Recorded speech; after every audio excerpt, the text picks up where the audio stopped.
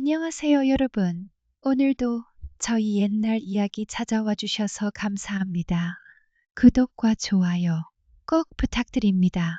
지금부터 비 오는 밤에 숨겨진 마님과 머슴의 은밀한 이야기를 들려드릴게요. 조선 후기 경상도 한 고을에 장맛비가 세차게 내리던 날이었습니다.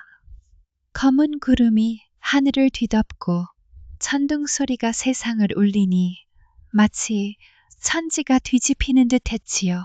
비단 장막 같은 빗줄기가 땅을 내리치고 바람은 소나무 가지를 흔들어 울부짖게 만들었습니다.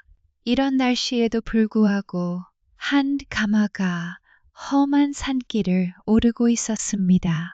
총가의 젊은 마님 윤서연은 가마 안에서 초조한 마음을 누르고 있었지요. 그녀의 섬세한 손가락이 가마 문틀을 붙잡고 있었는데 그 손끝은 불안함에 하얗게 질려 있었습니다. 시아버지의 생신을 맞아 친정에 다녀오는 길이었는데 이미 날이 어두워지기 시작했으니 마음이 급할 수밖에 없었습니다. 비가 너무 심해 가마를 멈춰야겠습니다. 가마꾼 삼손이가 조심스레 아뢰었지요. 그러나 서연의 눈빛은 단호했습니다. 이 비가 언제 그칠지 알 수 없지 않느냐. 더 늦어지면 시가에선 아래 어찌 보겠느냐. 서연은 남편을 잃고 과부가 된 지 1년째였습니다. 남편의 병원 중에도 지극정성으로 간호했던 그녀였으나 하늘은 무심하게 그를 데려갔지요. 시댁의 눈칫밥을 먹는 그녀에게 시아버지의 생신은 단순한 의뢰가 아니라 자신의 충성심을 보여줄 중요한 기회였습니다. 그녀의 앳된 얼굴에는 이미 세월의 그늘이 들여져 있었지요. 24세 나이에 청성과부가 된다는 것은 가혹한 운명이었습니다. 하지만 하늘은 그녀의 마음을 알아주지 않았습니다. 오히려 더욱 거세게 비를 쏟아부었지요. 폭우가 쏟아져 가마가 위태롭게 흔들렸습니다. 진흙탕이 된 길은 더 이상 가마가 지나갈 수 없을 지경이었지요.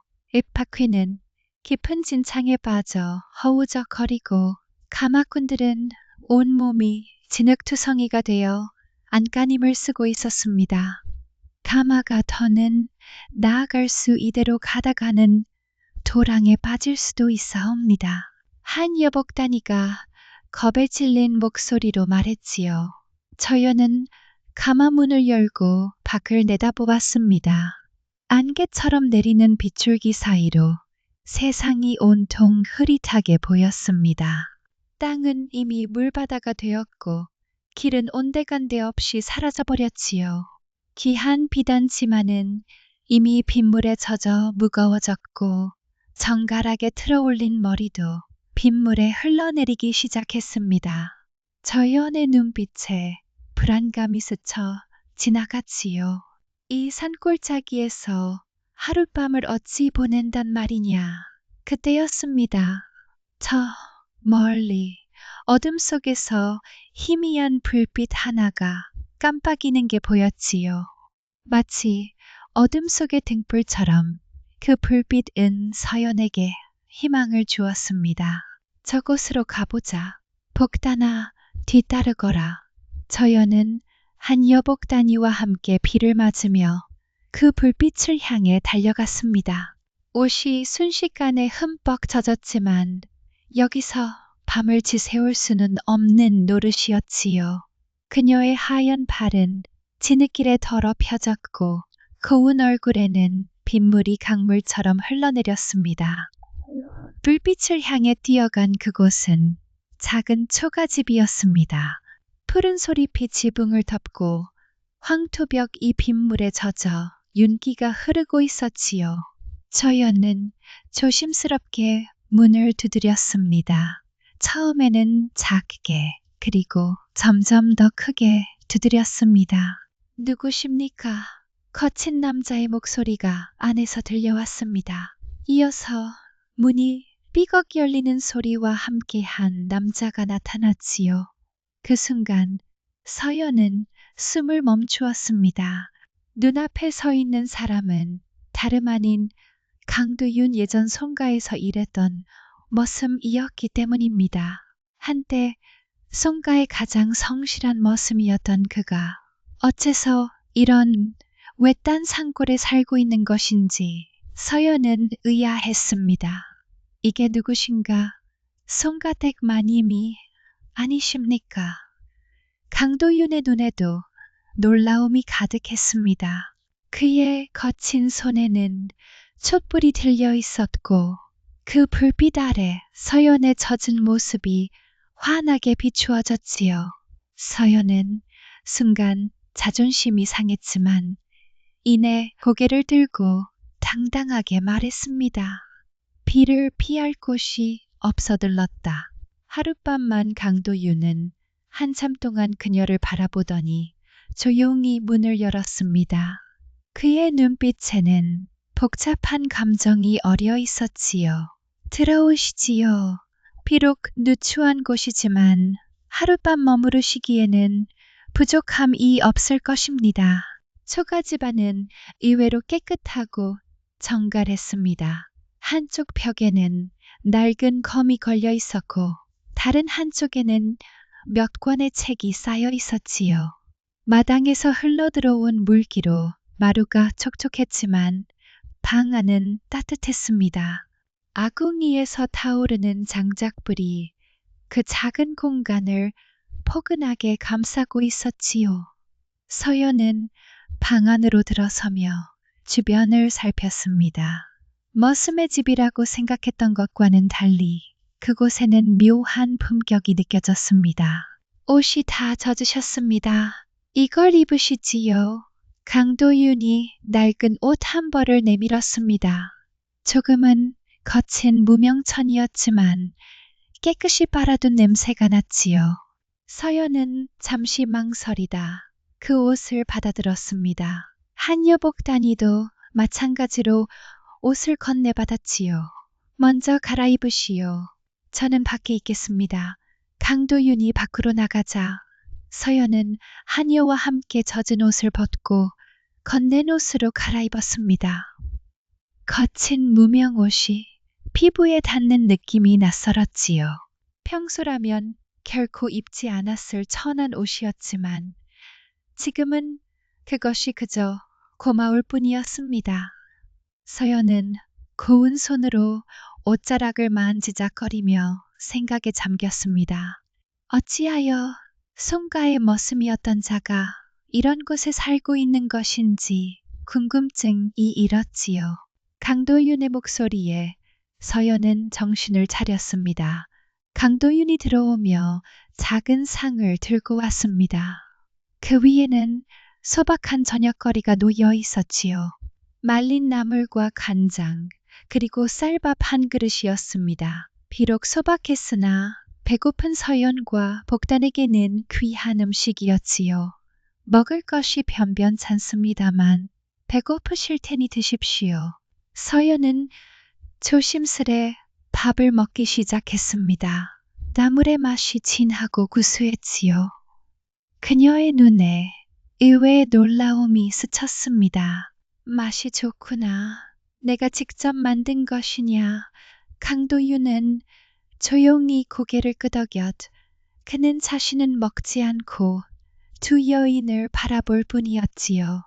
서연은 음식을 먹으며 무심한 듯 물었습니다. 어찌하여 여기에 사는 것이냐. 송가의 머슴으로 있을 때는 성실하기로 소문이 자자하지. 강도윤은 잠시 벽에 걸린 낡은 검을 바라보았습니다. 그의 눈빛에는 서러움과 결의가 함께 어려 있었지요. 송가를 떠난 지 오래입니다. 이 산속에서 홀로 지내는 것이 더 마음에 맞아 그래야 하였습니다. 서연은 그의 말에서 묘한 거리감을 느꼈습니다. 무언가 숨기고 있음이 분명했지. 과거 송가에서 그는 말수가 적지만 성실한 머슴이었습니다. 힘든 일도 마다하지 않고 묵묵히 해내던 사람이었지요. 그런 그가 갑자기 사라졌다는 소식을 들었을 때 서연은 의아했습니다. 하지만 머슴 하나의 행적을 신경 쓸 처지가 아니었기에 곧 잊고 말았지요. 그때 너는 아무 말도 없이 사라졌다. 주인 집을 나가면서 인사 한마디 없이 떠나는 것이 어디 예의냐? 서연의 목소리는 날카로웠습니다.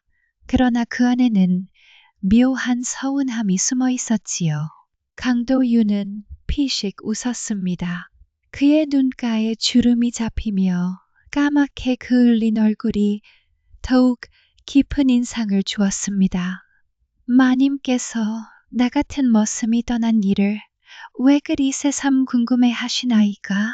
한남 머슴의 거취가 송가댁 마님의 관심사가 될 줄은 몰랐습니다. 됐어. 서연은 순간 할 말을 잃었습니다. 그의 말은 틀리지 않았습니다. 머슴 하나가 떠난 일을 마님이 신경 쓸 일이 아니었지요. 그러나 그가 떠난 후 송가의 마당, 이 왠지 허전하게 느껴졌던 것도 사실이었습니다. 아침마다 우물가에서 물을 깃던 그의 모습이 가끔 서연의 꿈에 나타나 기도했지요. 그래, 이 사내는 이제 더 이상 내 모습이 아니다. 서연은 그제야 깨달았습니다. 그리고 문득 마음속에서 알 수 없는 감정이 일었지요. 비 오는 밤, 외딴 초가집에서 한때 자신의 머슴이었던 남자와 마주 앉아 있는 이 상황이 어색하고도 이상했습니다. 그럼에도 서연은 이상하게 편안함을 느꼈지요. 밖에서는 여전히 비가 세차게 내리고 있었습니다. 창문을 두드리는 빗소리가 더욱 거세져 마치 누군가가 문을 두드리는 것처럼 들리기도 했지요. 천둥 소리가 멀리서 울리고 번개가 방 안을 순간적으로 환하게 비추었습니다. 그 불빛 아래 서연은 강도윤의 얼굴을 똑똑히 보았습니다. 그의 눈동자가 깊은 산속의 호수처럼 깊고 맑았지요. 비가 그치지 않을 것 같구나. 내일 아침에 길을 떠나야겠다. 서연이 말했습니다. 강도윤은 고개를 끄덕였습니다. 밤이 깊었습니다. 이제 주무시는 게 좋겠습니다. 저는 바깥에서 지키고 있겠습니다. 그런데 갑자기 천둥이 크게 울리며 집이 흔들렸습니다. 서연은 깜짝 놀라 몸을 움츠렸지요. 그 순간 강도윤의 시선이 서연에게 머물렀습니다. 그의 눈에는 걱정과 함께 어떤 깊은 감정이 어려 있었습니다. 괜찮으십니까? 마님. 서연은 고개를 끄덕였습니다. 그러나 그녀의 몸은 여전히 떨리고 있었지요. 어쩐지 그날 밤은 유난히 길게 느껴졌습니다. 비가 그치기를 기다리는 마음과 강도윤과 함께 있는 이 낯선 상황, 이 서연의 마음을 복잡하게 만들었지요. 이는 밤새도록 그치지 않았습니다.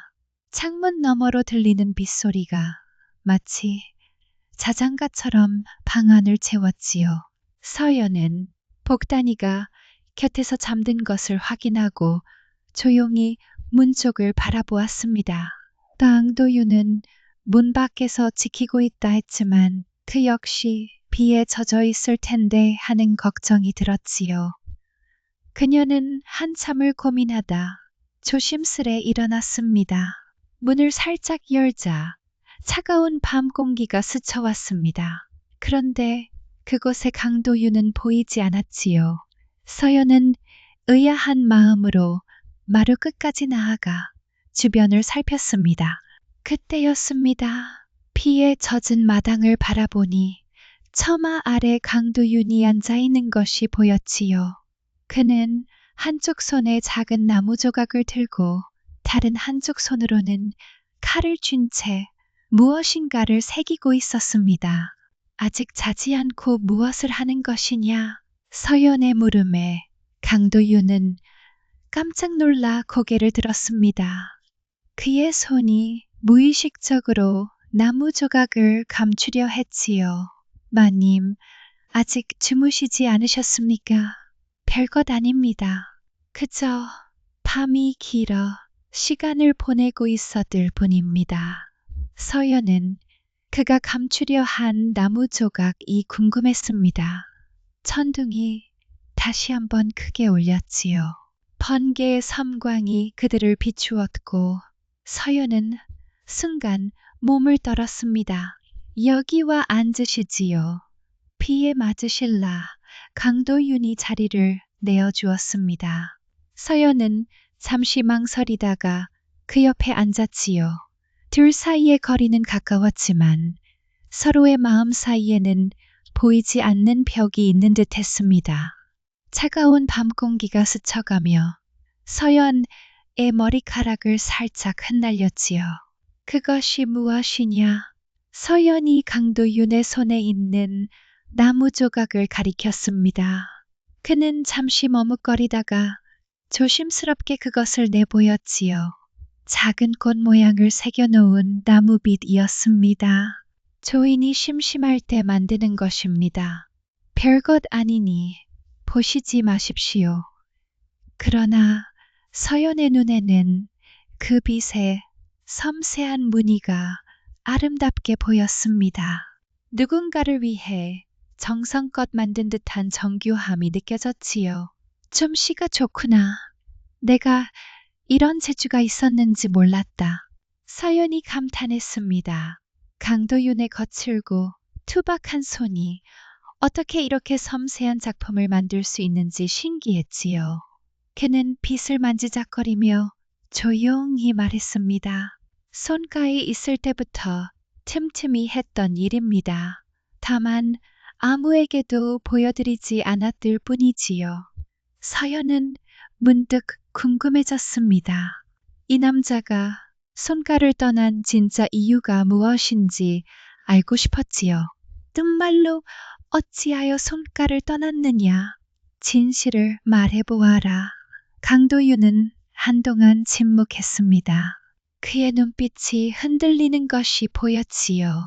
마치 마음속에 오랜 비밀을 꺼내 기 두려워하는 듯 했습니다. 사람이 제 분수를 알아야 하는 법입니다. 제가 손가에 있을 때 그의 말이 이어지려는 순간 다시 한번 천둥이 크게 울렸습니다. 서연은 놀라 무의식적으로 그의 팔을 잡았지요. 따스한 체온이 전해지는 순간 두 사람은 서로의 눈을 마주 보았습니다. 시간이 멈춘 듯 했지요. 죄송합니다. 아마님, 강도윤이 먼저 고개를 돌렸습니다. 그러나 서연은 이상하게도 그의 팔을 놓지 못했지요. 마치 무언가에 이끌리듯 그녀의 손은 그의 거친 소매를 붙잡고 있었기는 그칠 기미가 없구나. 서연이 말했습니다. 그녀의 목소리에는 묘한 떨림이 있었지요. 강도윤은 고개를 끄덕였습니다. 이런 날씨에는 빗소리를 들으며 생각에 잠기게 됩니다. 마치 모든 근심이 빗물에 씻겨 내려가는 것 같지요. 이에 그의 말에 서연은 공감했습니다. 그렇습니다. 빗소리를 듣고 있노라면 시름이 씻겨 내려가는 듯 했지요. 남편을 잃은 슬픔 시가에서의 외로움 과부로서의 고단한 삶. 모든 것이 빗물에 씻겨 내려가는 듯 했습니다. 너는 이 산에서 혼자 살며 외롭지 않느냐? 서연이 물었습니다. 강도윤은 잠시 생각에 잠기더니 대답했지요. 외로움이란 함께 있어도 느끼는 것이고 혼자 있어도 느끼지 않을 수 있는 것입니다. 저는 이 산에서 자연과 함께하니 외롭지 않습니다. 그의 말에 서연은 깊은 생각에 빠졌습니다. 그녀는 시가에서 많은 사람들에 둘러싸여 있으면서도 늘 외로웠지요. 반면에 이 사내는 홀로 산에 살면서도 평온해 보였습니다. 그렇지만 사람에게는 정이 필요한 법이다. 너는 정말 아무런 그리움도 없느냐? 서연의 물음에 강도윤은 잠시 침묵했습니다. 그리고 조용히 말했지요. 그리움이야 있지요. 하지만 그리운이가 닿을 수 없는 존재라면 그것은 그저 가슴 깊이 묻어두는 것이 현명할 때도 있습니다. 그의 말에서 서연은 묘한 감정을 느꼈습니다. 그것은 마치 자신을 향한 것 같기도 했지요. 아니, 그럴 리가 없습니다. 한낱 머슴이의 마님을 사모한다니 있을 수 없는 일이었습니다. 그러나 그날 밤 빗소리를 배경으로 나누는 그들의 대화는 점점 더 깊어졌습니다. 내가 만든 빛은 누구를 위한 것이냐? 서연이 문득 물었습니다. 강도윤은 손에 든 나무빛을 내려다보았지요. 그저 마음속에 누군가를 위한 것입니다. 그의 대답은 모호했습니다. 그러나 서연은 묘하게도 그 대답에 가슴이 떨리는 것을 느꼈지요. 밤은 깊어가고 두 사람의 마음 사이의 거리도 점점 좁아지고 있었습니다. 그날 밤 빗소리가 들려주는 자장가 속에서 그들은 각자의 마음속에 품고 있던 이야기를 조금씩 나누기 시작했습니다. 방으로 들어가시지요. 밤이 더 깊어가니 이슬이 내립니다. 강도윤이 조심스레 말했습니다. 서연은 고개를 끄덕이며 일어섰지요. 두 사람은 나란히 방으로 향했습니다. 폭우는 여전히 멈출 기미가 보이지 않았고 바람은 창문을 흔들며 쓸쓸한 소리를 내었습니다. 방 안으로 돌아오니 복단이는 여전히 깊은 잠에 빠져 있었지요. 서연은 자리에 앉았고 강도윤은 문가에 머물렀습니다. 이제 주무시겠습니까? 그럼 저는 밖에서 지키겠습니다. 강도윤이 문을 나서려 하자 갑자기 천둥이 크게 울렸습니다. 온 세상이 흔들리는 듯 했지요. 그 소리에 서연은 무심결에 그의 소매를 붙잡았습니다. 잠깐만 그녀의 목소리는 떨리고 있었습니다. 강도윤은 놀란 듯 멈춰섰지요. 서연은 한 손으로 젖은 이불을 꼭 쥐고 있었습니다. 그녀의 섬세한 손가락이 희미한 촛불 아래 밝게 빛났지요. 바람이 세다. 괜히 밖에서 자지 마라. 같은 방에서 지내도 괜찮다. 서연의 말에 강도윤은 당황한 기색이 역력했습니다. 그의 눈에 놀라움이 번졌지요. 그것은 주인과 종의 도리에 맞지 않습니다. 조이는 밖에서 서연이 그의 말을 끊었습니다. 지금은 송가의 마님과 머슴이 아니라 폭우 속에 만난 두 나그네일 뿐이다. 이런 날씨에 밖에서 밤을 지새우 다가는 병이 들 것이니라. 서연의 목소리는 침착해 보였지만 그녀의 가슴은 이상하게 빠르게 뛰고 있었습니다. 그녀 자신도 이해할 수 없는 행동이었지요. 하지만 그날 밤 빗소리 가득한 작은 방에서 그녀는 강도윤이 곁에 있기를 바랐습니다. 강도윤은 한참을 고민하다가 마침 내 방 한구석에 자리를 잡았습니다. 그는 등을 문에 기대고 앉았지요. 방 안에는 촛불 하나만이 희미하게 타오르고 있었습니다. 그 불빛이 벽에 두 사람의 그림자를 길게 드리웠지요. 마님께서 내일 아침에 길을 떠나시면 제가 산길을 안내해 드리겠습니다. 이 산길은 험하니 조심하셔야 합니다. 강도윤이 조용히 말했습니다. 서연은 고개를 끄덕였지요. 방 안에는 침묵이 흘렀습니다. 다만 빗소리와 바람소리, 그리고 두 사람의 숨소리만이 들렸지요. 아, 서연은 편히 누워 있었지만 잠을 이룰 수 없었습니다. 그녀의 생각은 복잡했지요. 어찌하여 이 사내가 곁에 있는 것이 이리 편안하게 느껴지는 것인가. 문득 강도윤이 송가에 있을 때의 모습이 떠올랐습니다.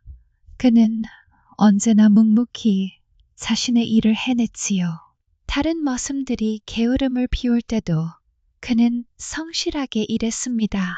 또한 그는 유독 서재에 관심이 많았지요. 종종 주인이 없을 때 서재에 몰래 들어가 책을 훔쳐보다가 하인들에게 들켜 매를 맞기도 했습니다. 그런 그가 송가를 떠난 이유가 궁금했습니다. 강도윤 서연이 불렀습니다. 어둠 속에서 그가 고개를 들었지요. 네, 마님. 내가 송가를 떠난 진짜 이유를 알고 싶다. 서연의 목소리는 부드러웠습니다. 강도윤은 한참을 침묵했지요. 그때 촛불이 바람에 흔들려 그의 얼굴에 그림자가 일렁였습니다. 마님, 너무 가까우십니다. 강도윤이 낮게 말했습니다.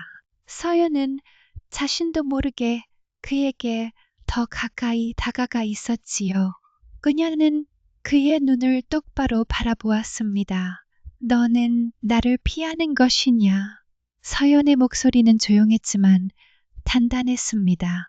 강도윤은 그녀를 바라보았지요. 그의 눈에는 복잡한 감정이 어려 있었습니다. 그때 떠나며 생각했습니다. 저 같은 머슴이 마님을 마음에 두어선 안 된다고. 강도윤의 말에 서연은 숨을 멈췄습니다.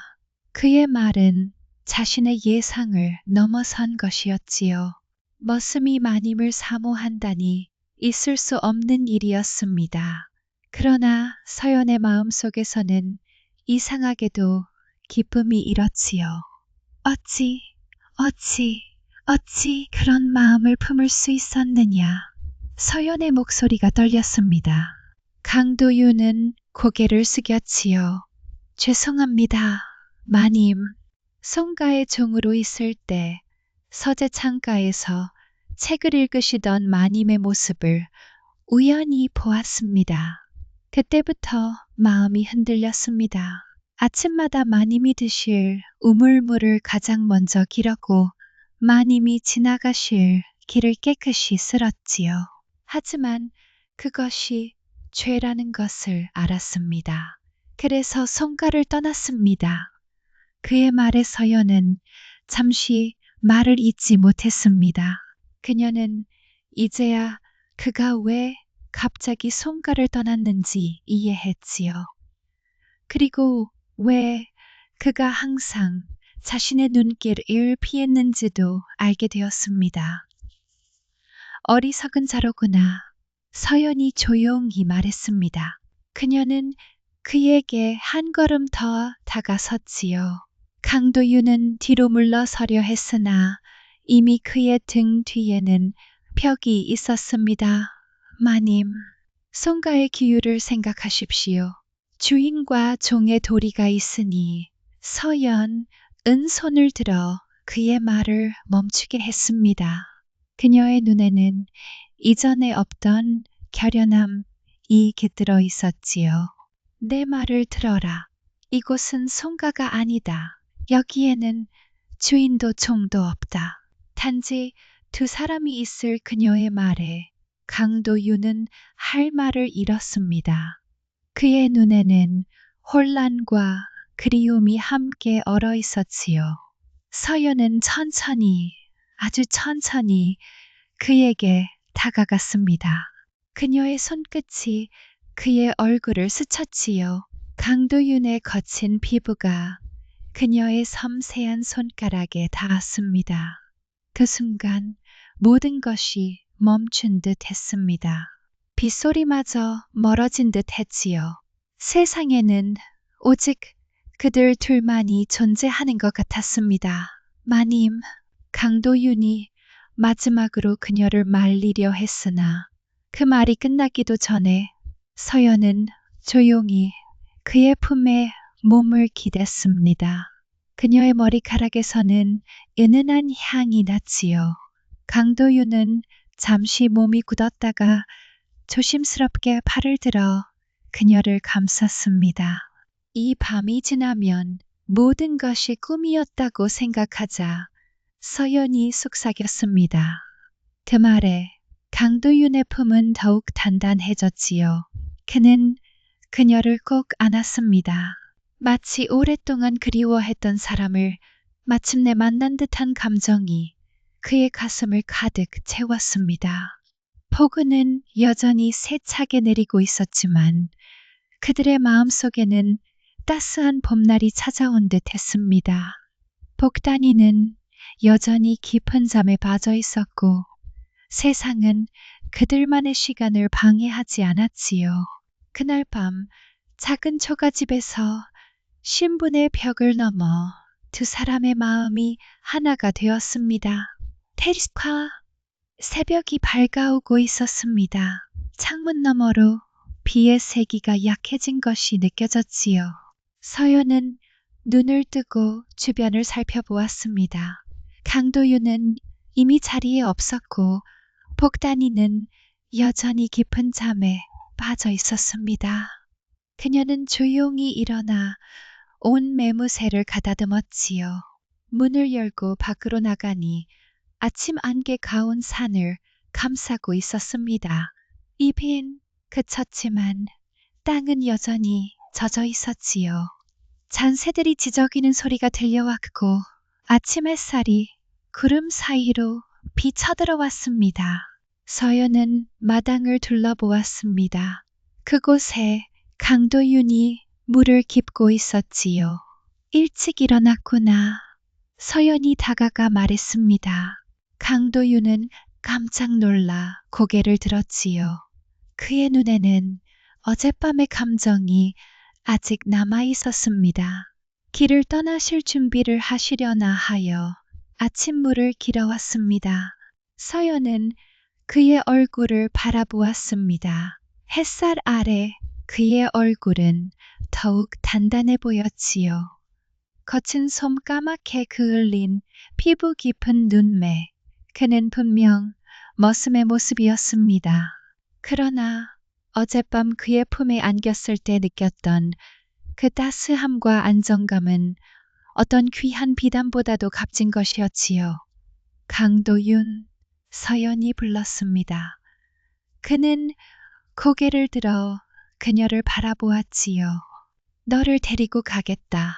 서연의 한마디에 강도윤의 눈이 크게 떠졌습니다. 그의 입가가 떨렸지요. 그럴 수는 조이는 한낱 천한 모습일 뿐입니다. 어찌 송가의 마님과 함께 서연은 한 걸음 더 다가가 그의 말을 끊었습니다. 이제 나는 마님이 아니다. 내가 그렇게 부르고 싶다면 내가 지켜주면 될 그녀의 확고한 목소리에 강도윤은 놀랐습니다. 어제의 밤이 꿈처럼 지나갈 것이라 생각했는데 서연은 꿈에서 깨 연한 후에도 같은 마음이었지요. 하지만 송가의 가문과 체면이 있지 않습니까? 과부가 된 마님이 천한 모습과 함께 한다는 소문이 퍼진다면 강도윤의 걱정에 서연은 조용히 웃었습니다. 그녀의 눈에는 이전에 보이지 않던 결연함이 담겨 있었지요. 지난 1년 나는 송가의 과부로 살았다. 모든 이의 눈치를 보며 한치의 실수도 하지 않으려 노력했지. 그러나 밤마다 혼자 울던 내 마음을 아는 이는 없었다. 서연의 목소리에는 슬픔이 묻어났습니다. 그녀는 한숨을 내쉬며 계속 말했지요. 이제는 내 삶을 살고 싶구나. 남편은 이미 세상을 떠났고 나는 혼자가 되었다. 시댁에서는 나를 그저 혈통을 이을 도구로만 여겼을 뿐이야. 이제 더 이상 그런 삶을 살고 싶지 않다. 그녀의 말에 강도윤은 깊은 생각에 잠겼습니다. 그의 눈에는 걱정과 기쁨이 교차했지요. 그래도 마님은 양반가의 교수로 태어나 고운 비단의 몸을 감싸고 맑은 연못가에서 시르르 품어 살아야 할 뿐입니다. 조인처럼 거친 산에서 나무를 베고 흙을 만지는 삶은 마님에게 맞지 않습니다. 서연은 강도윤의 손을 조용히 잡았습니다. 그의 손에는 거친 굳은 살이 박혀 있었지요. 그러나 서연에게는 그 손이 세상에서 가장 따스하게 느껴졌습니다. 내가 원하는 것은 내 옆에서 함께 숨쉬는 것뿐이다. 화려한 비단도 높은 지위도 필요 없다. 그저 내가 곁에 있어주길 바랄 뿐. 그녀의 말에 강도윤의 눈에 맑은 이슬이 맺혔습니다. 그는 서연의 손을 꼭 쥐었지요. 마님, 이제는 마님이라 부르지 마라. 그저 서연이라 불러다오. 강도윤은 잠시 망설이다가 조심스럽게 입을 열었습니다. 저 서혜연. 그 이름을 처음 부르는 순간 강도윤의 얼굴에 붉은 기운이 돌았습니다. 서연은 미소 지었지요. 그녀의 미소는 아침 햇살보다도 밝고 따스했습니다. 그때 방에서 복단이가 나왔습니다. 그녀는 놀란 눈으로 마당에 서 있는 두 사람을 바라보았지요. 마님, 이게 무슨 서연은 복단에게 다가가 그녀의 손을 잡았습니다. 복단아, 내 말을 들어라. 나는 이제 송가로 돌아가지 않을 것이다. 나 강도윤과 함께 새로운 삶을 시작하려 한다. 복단의 눈이 커졌습니다. 그녀는 믿을 수 없다는 표정으로 서연을 바라보았지요. 하지만 마님, 어찌 그런 결정을. 서연은 복단의 어깨를 부드럽게 잡았습니다. 복단아, 내가 나를 따라올 필요는 없다. 송가로 돌아가 내 삶을 살 거라. 내가 떠났다는 소식을 전하되 내가 어디로 갔는지는 말하지 마라. 복단은 눈물을 글썽이며 고개를 저었습니다. 마님, 저는 마님을 평생 모시겠다고 맹세했습니다. 마님께서 가시는 곳이라면 저도 함께 가겠습니다. 저연은 감동하여 복단을 안아주었습니다. 그녀의 충직함에 가슴이 뭉클했지요. 고맙다 복단아. 하지만 우리가 가는 길은 험하고 어려울 것이다. 진정 그런 길을 함께할 마음이 있느냐. 복단은 화쿠하게 고개를 끄덕였습니다. 마님이 행복하시다면 그것으로 충분합니다. 강도윤은 두 여인을 바라보며 깊은 생각에 잠겼습니다. 그의 마음은 기쁨과 걱정이 뒤섞여 있었지요. 총가의 마님과 함께한다는 것은 그에게 상상도 할 수 없었던 일이었습니다. 그러나 이제 그 꿈 같은 일이 현실이 되려 하고 있었지요. 어디로 가시겠습니까? 강도윤이 조심스레 물었습니다. 저연은 잠시 생각하다가 대답했지요. 멀리 가야 할 것 같구나. 이곳에서 멀리 떨어진 고을로 가서 아무도 우리를 알지 못하는 곳에서 새로운 삶을 시작하자. 강도윤은 고개를 끄덕였습니다. 그의 눈에는 결연한 빛이 어렸지요. 제가 알고 있는 곳이 있습니다. 남쪽 바닷가 마을로. 그곳은 사람들이 온화하고 삶이 평온합니다. 제 친구가 그곳에 살고 있으니 그를 찾아가면 도움을 받을 수 있을 것입니다. 저연의 눈이 빛났습니다. 그녀는 처음으로 자신의 삶을 스스로 선택하는 기쁨을 느꼈지요. 그곳으로 가자. 그날 아침 그들은 새로운 시작을 위한 준비를 했습니다. 강도윤은 자신의 얼마 안 되는 소지품을 챙겼고 서연과 복단은 짐을 꾸렸지요. 가마는 그대로 두고 그들은 걸어서 가기로 했습니다. 강도윤이 산길을 잘 알고 있었기에 그의 인도 아래 그들은 더 빠른 지름길로 가기로 했지요. 떠나기 전 서연은 마지막으로 초가집을 둘러보았습니다. 하룻밤 머물렀을 뿐이지만 그곳에서 그녀의 인생은 완전히 바뀌었지요. 그곳은 그녀가 진정한 자유와 사랑을 느낀 첫 번째 장소였습니다. 그들은 초가집을 뒤로 하고 새로운 여정을 시작했습니다. 강도윤이 앞장서고 서연과 복단, 그 뒤를 따랐지요. 잔길은 젖어 있어 미끄러웠지만 강도윤의 안내 덕분에 위험 없이 지나갈 수 있었습니다. 서연은 처음으로 송가의 마님이 아닌 한 명의 여인으로서 자유롭게 걸었습니다. 그녀의 발걸음은 가벼웠고 마음은 설렘으로 가득했지요. 이 길을 따라 내려가면 큰 마을이 나옵니다. 그곳에선 남쪽으로 가는 길을 찾을 수 있을 것입니다. 강도윤이 말했습니다. 그는 이따금 뒤를 돌아보며 서연의 안색을 살폈지요. 양반가의 규수로 자란 그녀가 이런 험한 길을 걷는 것이 쉽지 않을 것이라 생각했기 때문입니다. 그러나 서연의 눈에는 힘든 기색이 보이지 않았습니다. 오히려 그녀의 얼굴에는 생기가 돌고 있었지요. 괜찮아, 걱정하지 마라. 서연이 강도윤의 마음을 읽은 듯 말했습니다. 그녀의 목소리에는 자신감이 넘쳤지요. 그런 그녀의 모습에 강도윤은 더욱 감탄했습니다. 송가의 마님으로 알았던 그녀에게서 이처럼 강인한 모습을 발견하게 될 줄은 예상하지 못했기 때문입니다. The day, days, 날씨가 맑아졌습니다. 구름이 걷히고 푸른 하늘이 드러났지요. 햇살이 숲 사이로 비쳐들어와 물방울들을 반짝이게 했습니다. 새들이 지저귀는 소리와 계곡물 흐르는 소리가 어우러져 아름다운 자연의 음악을 만들어냈지요. 자스, 저기 보이는 저 나무 아래에서 잠시 쉬었다 가는 것이 어떨까요? 강도윤이 제안했습니다. 서연은 고개를 끄덕였지요.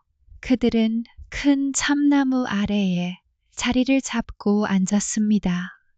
강도윤은 보자기에 쌓은 간단한 먹을거리를 꺼내 두 여인에게 건넸지요. 별것 아니지만 길을 가는데 도움이 될 것입니다. 서연은 감사히 받아 한입 베어 물었습니다. 초박한 주먹밥이었지만 그 맛이 특별하게 느껴졌지요. 그녀는 처음으로 살아있는 것 같은 느낌을 받았습니다. 종가에서는 항상 격식에 맞춰 음식을 먹어야 했고 행동 하나하나가 규범에 얽매여 있었지요. 그러나 지금 그녀는 자유롭게 산속에서 주먹밥을 먹으며 행복을 느끼고 있었습니다. 참 맛있구나. 서연이 말했습니다. 강도윤은 쑥스러운 듯 웃었지요. 종가의 진수성찬에 비하면 아무것도 아닙니다. 서연은 고개를 저었습니다. 아니다. 이 음식이 더 맛있다. 이것은 내 마음이 담긴 음식이니까. 그녀의 말에 강도윤의 얼굴이 부러졌습니다. 그는 고개를 숙이고 자신의 주먹밥을 먹기 시작했지요. 복단이는 그 모습을 보며 살짝 미소 지었습니다. 그녀는 마님이 처음으로 진정한 기쁨을 찾은 것 같아 기뻤지요. 잠시 휴식을 취한 후 그들은 다시 길을 나섰습니다. 지형이 점점 내려가기 시작했고 숲은 점차 밝아졌지요.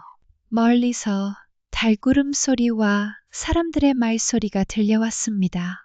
마을이 가까워지고 있습니다. 강도윤이 말했습니다. 서연은 순간 걸음을 멈추었지요. 그녀의 얼굴에 불안한 기색이 스쳤습니다. 마을에 들어가면 사람들이 나를 알아볼지도 모르겠구나. 강도윤도 그 걱정을 하고 있었습니다. 종가의 마님이 천한 머슴과 함께 도망쳤다는 소문이 퍼진다면 그들은 큰 공경에 처할 수 있었지요. 안심하십시오. 이 마을은 송가가 있는 고을과는 멀리 떨어져 있습니다. 그리고 강도윤은 보자기에서 무언가를 꺼냈습니다. 그것은 검은 천이었지요. 이것으로 얼굴을 가리시면 됩니다. 과부가 외출할 때 얼굴을 가리는 것은 이상한 일이 아니니까요. 서연은 고마운 마음으로 그 천을 받아 얼굴을 가렸습니다. 복단도 마찬가지로 자신의 머리를 수건으로 감쌌지요. 이제 그들은 평범한 여행자로 보일 것입니다. 한 가지 더 말씀드려야겠습니다. 강도윤이 조심스레 말했습니다. 그의 표정이 심각해졌지요. 마을에서는 저희의 관계를 어떻게 말씀하시겠습니까? 서연은 잠시 생각에 잠겼습니다. 그녀의 눈에 결연한 빛이 어렸지요. 우리는 부부라고 하자. 그리고 복단은 여동생이라고 하면 될 것이다. 강도윤의 얼굴이 붉어졌습니다. 부부라는 단어가 그의 가슴을 뜨겁게 만들었지요. 서연 역시 자신이 한 말에 가슴이 두근거렸습니다. 그러나 그녀의 결심은 확고했지요. 그렇게 하겠습니다. 하지만 아님, 서연 씨 정말로 괜찮으십니까? 높은 신분을 버리고 저 같은 사람과 서연은 강도윤의 말을 끊었습니다. 이제 뒤돌아보지 않을 것이다. 내 선택이니 책임도 내가 질 것이야. 그녀의 확고한 목소리에 강도윤은 더 이상 말을 잇지 못했습니다. 그저 깊은 애정과 존경의 눈빛으로 그녀를 바라볼 뿐이었지요.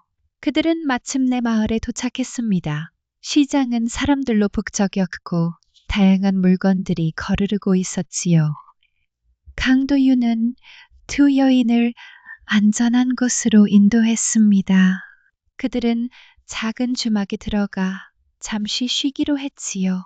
여기서 남쪽으로 가는 길을 물어봐 야겠습니다. 잠시만 기다려 강도윤이 말하고 주막 주인에게 다가갔습니다. 서연과 복단은 구석 자리에 조용히 앉아 있었지요. 서연은 처음으로 이런 서민들의 공간에 와보았습니다.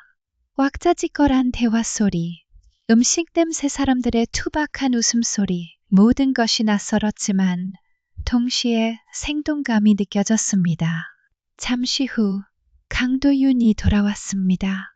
그의 얼굴에는 미소가 어려 있었지요. 좋은 소식입니다. 내일 아침에 남쪽으로 가는 장사꾼들의 일행이 있다고 합니다. 그들과 함께 가면 더 안전할 것입니다. 서연은 안도의 한숨을 내쉬었습니다. 이제 첫 번째 관문을 무사히 통과한 것 같았지요.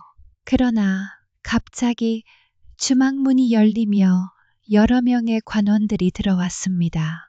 그들은 주위를 둘러보며 누군가를 찾고 있는 듯 했지요. 혹시 이 근처에 한 여인과 젊은 남자, 그리고 한여를 보신 분이 계십니까? 그들은 중요한 가문의 식구로 어젯밤 행방불명되었습니다. 관원의 말에 서연의 심장이 빠르게 뛰기 시작했습니다. 강도윤의 눈에도 긴장감이 어렸지요. 그들이 이렇게 빨리 추적해올 줄은 예상하지 못했습니다. 서연은 천으로 얼굴을 더욱 가리며 고개를 숙였지요. 조용히 계십시오. 제가 어떻게든 해결하겠습니다. 강도윤이 작은 목소리로 말했습니다. 그는 자연스럽게 일어나 주막 밖으로 나갔지요. 주막 밖에서 그는 관원들의 대화를 엿들을 수 있었습니다. 그들은 분명 송가에서 보낸 자들이었습니다. 서연의 시아버지가 그녀가 사라졌다는 소식을 듣고 즉시 수색대를 보낸 것이었지요. 강도윤은 재빨리 주막으로 돌아와 서연과 복단에게 작은 목소리로 말했습니다. 그의 표정은 긴장감으로 가득했지요. 송가에서 보낸 관원들입니다. 우리를 찾고 있는 것 같습니다. 뒷문으로 나가야 합니다. 서연의 얼굴이 창백해졌습니다. 그녀는 이렇게 빨리 자신을 추적할 줄은 예상하지 못했지요. 시아버지의 권력이 이토록 대단한지 새삼 깨달았습니다. 어떻게 하면 좋을까? 서연이 작은 목소리로 물었습니다. 그녀의 손이 떨렸지요. 강도윤은 주변을 살피다가 주막 뒤편으로 이어지는 작은 문을 발견했습니다. 저를 따라오십시오. 소리 내지 마시고 천천히 움직이세요. 그들은 조용히 자리에서 일어나 주막 뒤편으로 향했습니다. 다행히 주막 안은 사람들로 북적거려 그들의 움직임이 눈에 띄지 않았지요. 뒷문을 통해 밖으로 나오니 좁은 골목이 나타났습니다. 강도윤은 두 여인을 이끌고 골목을 따라 빠르게 움직였습니다. 이쪽입니다. 마을 뒷산으로 올라가면 숨을 곳이 있을 것입니다. 강도윤의 안내에 따라 그들은 마을 뒷산으로 향했습니다. 길은 점점 가팔라졌고 사람들의 시선에서 멀어졌지요. 서연은 힘들었지만 굳은 의지로 걸음을 옮겼습니다. 그녀의 고운 얼굴에 땀이 맺혔지만 결코 포기하지 않았지요. 마침내 그들은 작은 바위굴에 도착했습니다. 이곳은 숲으로 둘러싸여 있어 밖에서는 보이지 않았지요. 잠시 여기서 쉬어가야 할 것 같습니다. 밤이 되면 다시 이동하는 것이 좋겠습니다. 강도윤이 말했습니다. 그는 바위굴 안을 살펴본 후 바닥에 자신의 옷을 펼쳐 서연이 앉을 자리를 만들었지요. 서연은 그의 배려에 감사함을 표했습니다. 고맙다. 너 때문에 이렇게 위험한 상황에 처하게 해서 미안하구나. 서연의 목소리에는 미안함이 가득했습니다. 강도윤은 고개를 저었지요. 이것은 제가 아니, 우리가 함께 선택한 것입니다. 제가 목숨을 바쳐서라도 당신을 지키겠습니다. 그의 진심 어린 말에 서연의 눈시울이 붉어졌습니다. 그녀는 이제야 진정한 사랑이 무엇인지 깨닫고 있었지요. 복단이가 작은 보자기에서 남은 먹을거리를 꺼냈습니다. 그들은 조용히 음식을 나누어 먹으며 다음 계획을 세웠지요. 어둠이 내리면 마을 동쪽으로 빠져나가야 합니다. 그곳에는 작은 강이 있는데 배를 타고 남쪽으로 내려갈 수 있을 것입니다. 강도윤이 설명했습니다. 서연은 고개를 끄덕였지요. 그녀의 눈에는 이전에 없던 결연함이 빛나고 있었습니다. 종가의 사람들이 우리를 쉽게 포기하지는 않을 것이다. 그들에게 내가 어떤 존재인지 알고 있니? 서연이 물었습니다. 강도윤은 생각에 잠겼다가 대답했지요. 종가는 이 지역에서 가장 큰 세력을 가진 가문입니다. 마님, 아니, 서연 씨는 그 가문의 대를 이을 중요한 분이셨지요. 비록 남편께서 돌아가셨지만 시아버지께서는 서연 씨를 통해 다른 가문과의 연합을 꾀하고 계셨을 것입니다. 서연은 쓴 웃음을 지었습니다. 그녀는 자신이 단지 송가의 권력을 이어가기 위한 도구에 불과했다는 사실을 잘 알고 있었지요. 그래서 나를 그토록 찾는 것이구나. 내가 스스로 선택한 삶을 살겠다고 하면 그들은 결코 허락하지 않을 것이다. 강도윤의 얼굴에 걱정이 어렸습니다. 그는 서연의 손을 조심스럽게 잡았지요. 우리는 반드시 이곳을 벗어나야 합니다. 멀리 남쪽으로 가서 아무도 우리를 알지 못하는 곳에서 새로운 삶을 시작해야 합니다. 서연은 강도윤의 손을 꼭 쥐었습니다. 그녀의 눈에는 눈물이 맺혔지만 그것은 두려움의 눈물이 아니었지요. 그것은 자신의 삶을 되찾기 위한 결연한 의지의 표현이었습니다. 시간이 흐르고 해가 저물기 시작했습니다. 바울굴 안은 점점 어두워졌지요. 강도윤은 작은 등불을 만들어 밝혔습니다. 그 불빛 아래 세 사람의 얼굴이 희미하게 빛났습니다. 곧 움직일 시간입니다. 준비하셔야 합니다. 강도윤이 일어났습니다. 그는 밖으로 나가 상황을 살폈지요. 마을에는 여전히 관원들이 돌아다니고 있었지만 산소까지는 오지 않은 것 같았습니다. 그가 바울굴로 돌아왔을 때 서연은 이미 준비를 마치고 있었습니다. 그녀는 더 이상 송가의 우아한 마님이 아니었습니다. 머리는 단정하게 묶었고 옷은 소박한 농가 여인처럼 입었지요. 그녀의 모습은 평범해 보였지만 그 기품만은 숨길 수 없었습니다. 이제 갑시다. 서연이 말했습니다. 그녀의 목소리에는 흔들림이 없었지요. 강도윤은 그녀를 존경스러운 눈길로 바라보았습니다. 이런 상황에서도 담대하게 앞으로 나아가는 그녀의 용기에 감동했지요. 그들은 조용히 바위굴을 나와 산길을 따라 내려갔습니다. 밤하늘에는 별들이 빛나고 있었고 달빛이 그들의 길을 비추어 주었지요. 산을 내려와 마을 동쪽으로 향하는 길은 한적했습니다. 대부분의 사람들은 이미 집으로 돌아갔고 관원들도 다른 곳을 수색하고 있는 듯 했습니다. 마침내 그들은 강가에 도착했습니다. 달빛이 강물 위에 반짝이고 있었지요. 강도윤은 주변을 살피다가 작은 배 한 척을 발견했습니다. 저 배를 이용할 수 있을 것 같습니다. 그가 말했습니다. 서연은 걱정스러운 눈빛으로 물었지요. 남의 배를 가져가도 괜찮을까? 강도윤은 고민하다가 품속에서 작은 주머니를 꺼냈습니다. 그 안에는 얼마간의 동전이 들어 있었지요. 이것을 배 주인에게 남겨두겠습니다. 비록 많지는 않지만 정당한 값을 치르는 것이 옳습니다. 그의 정직함에 서연은 미소 지었습니다. 강도윤은 배 옆에 동전을 놓고 조심스럽게 밧줄을 풀었지요. 세 사람은 배에 올라탔습니다. 강도윤이 노를 저 배를 강 가운데로 이동시켰지요. 강물을 따라가면 큰 강과 만나게 됩니다. 그곳에선 남쪽으로 향하는 상선을 찾을 수 있을 것입니다. 강도윤이 설명했습니다.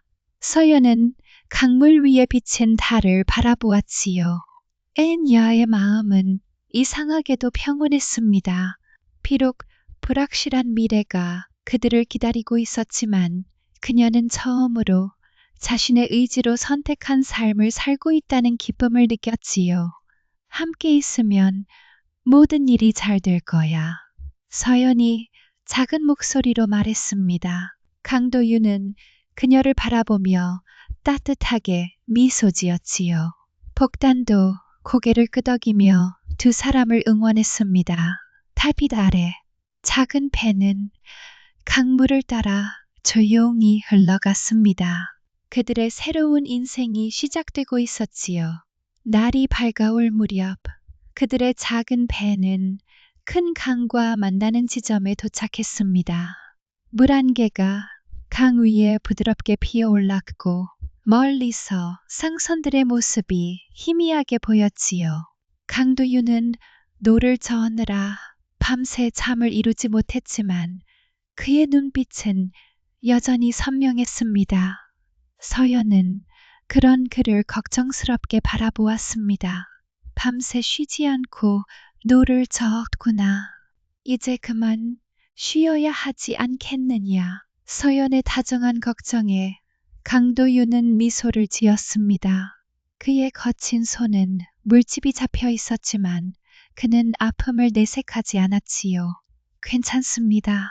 저기 보이는 상선들 중 하나를 찾아가야 합니다. 남쪽으로 가는 배가 있을 것입니다. 그들은 물 한 개 사이로 배를 저어 나갔습니다. 이윽고 활기찬 무역항이 눈앞에 펼쳐졌지요. 다양한 상선들이 정박해 있었고 사람들은 분주히 움직이고 있었습니다. 짐을 나르는 사람들, 물건을 사고 파는 상인들, 항구를 감시하는 관리들.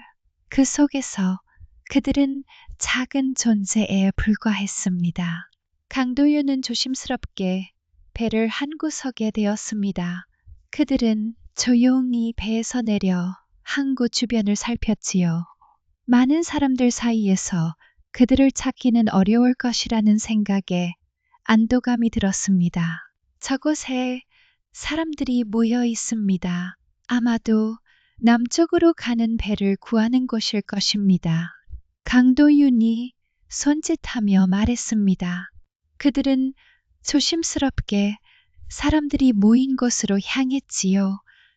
그곳에는 큰 상선이 정박해 있었고 선장으로 보이는 사내가 사람들과 이야기를 나누고 있었습니다. 제 명입니다만 남쪽 해안가 마을로 가고 싶습니다. 자리가 있을까요? 강도윤이 선장에게 물었습니다. 노련해 보이는 선장은 그들을 잠시 살피더니 고개를 끄덕였지요. 자리는 있어. 하지만 돈이 필요하오. 한 사람당은 5양씩이요. 강도윤의 표정이 굳었습니다. 그가 가진 돈은 그리 많지 않았지요. 저연은 그의 마음을 읽은 듯 품속에서 작은 비단 주머니를 꺼냈습니다. 이것으로 충분할까요? 그녀가 선장에게 건넨 것은 작은 비치놀이기였습니다. 총가에서 그녀가 늘 지니고 다니던 귀한 물건이었지요.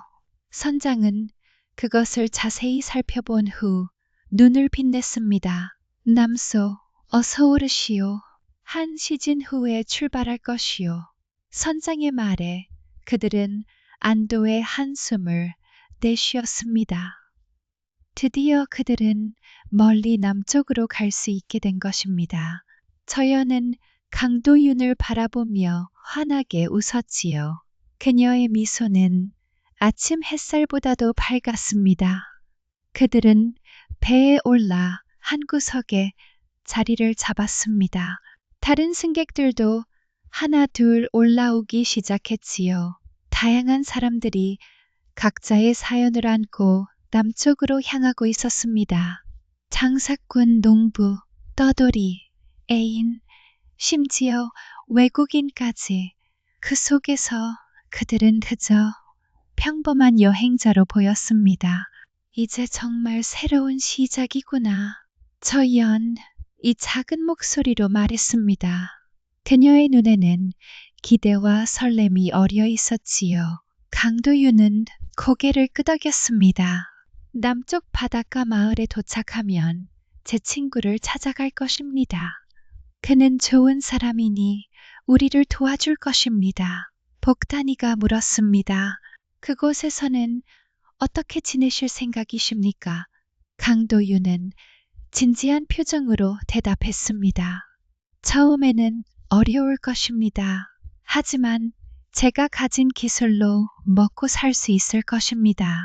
제가 나무를 깎고 가구를 만드는 솜씨가 있으니 그것으로 생계를 꾸려나가겠습니다.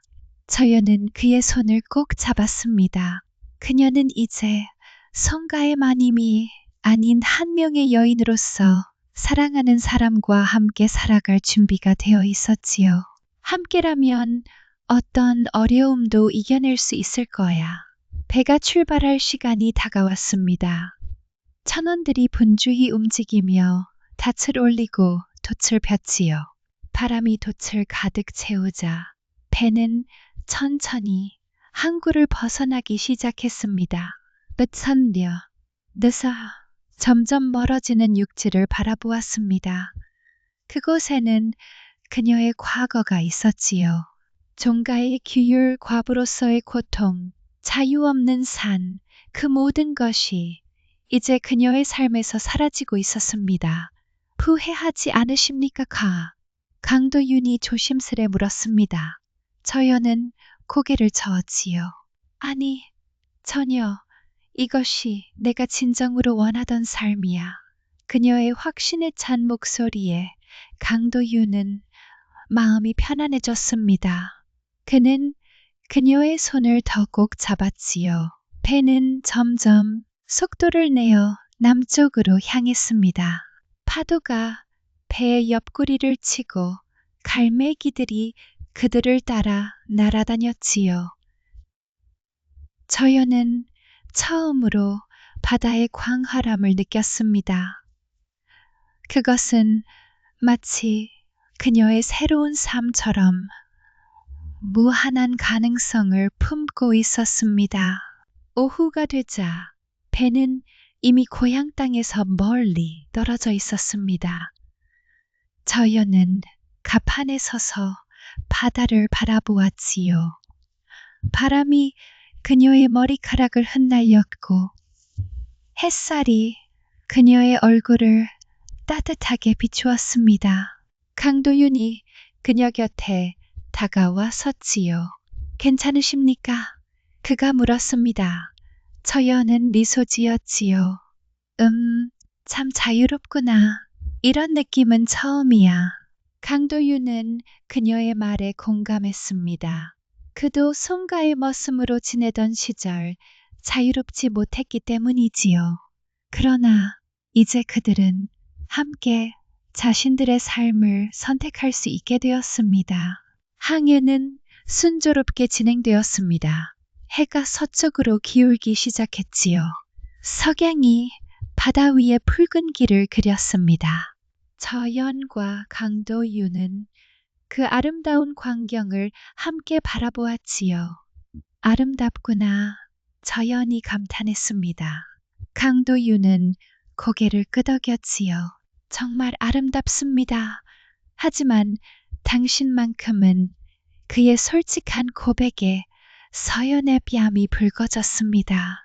그녀는 수줍게 미소 지었지요. 두 사람의 눈빛이 마주쳤고 그 안에는 깊은 사랑이 담겨 있었습니다. 밤이 되자 하늘에는 수많은 별들이 빛나기 시작했습니다. 저연은 갑판에 누워 강도윤도 그녀 곁에 누웠습니다. 그들은 손을 맞잡고 별이 가득한 하늘을 바라보았지요. 저 별들처럼 우리의 앞날도 밝게 빛나길 바라. 저연이 속삭였습니다. 강도윤은 그녀의 손을 덧꼭 잡았지요. 반드시 그렇게 될 것입니다. 제가 당신을 위해 별을 따와드리겠습니다. 저연은 그의 말에 행복하게 웃었습니다. 그녀는 이제 진정한 사랑이 무엇인지 알게 되었지요. 신분의 벽을 넘어 그들은 서로를 진심으로 사랑하고 있었습니다. 그날 밤 별이 빛나는 하늘 아래에서 그들은 서로에게 영원한 사랑을 약속했습니다. 배는 계속해서 남쪽으로 향했고 새로운 삶을 향한 여정은 이제 막 시작되었지요. 폭우 속에서 우연히 만난 두 사람, 그들의 길은 결국 서로를 향하고 있었습니다. 신분의 벽을 넘어 세상의 편견을 이겨내고 그들은 마침내 진정한 사랑을 찾았지요. 이것이 바로 폭우 속의 길을 잃고 머슴의 집에 머문 마님의 이야기입니다. 그들의 여정이 어떻게 이어질지는 아무도 알 수 없습니다. 그러나 한 가지 확실한 것은 그들이 앞으로도 함께할 것이라는 사실입니다. 비록 험난한 길이 그들을 기다리고 있을지라도 서로를 향한 깊은 사랑, 이 그들을 지켜줄 것입니다. 이제 그들의 진정한 인생은 시작되었습니다. 폭우가 그치고 맑은 하늘이 드러난 것처럼 그들의 삶에도 행복한 날들이 찾아올 것입니다. 저연과 강도윤, 그리고 복단이의 새로운 이야기는 이제부터 시작됩니다. 끝까지 함께 해주셔서 감사합니다. 다음에도 더 재미있고 특별한 이야기로 찾아뵐게요. 모두 행복한 밤 되세요.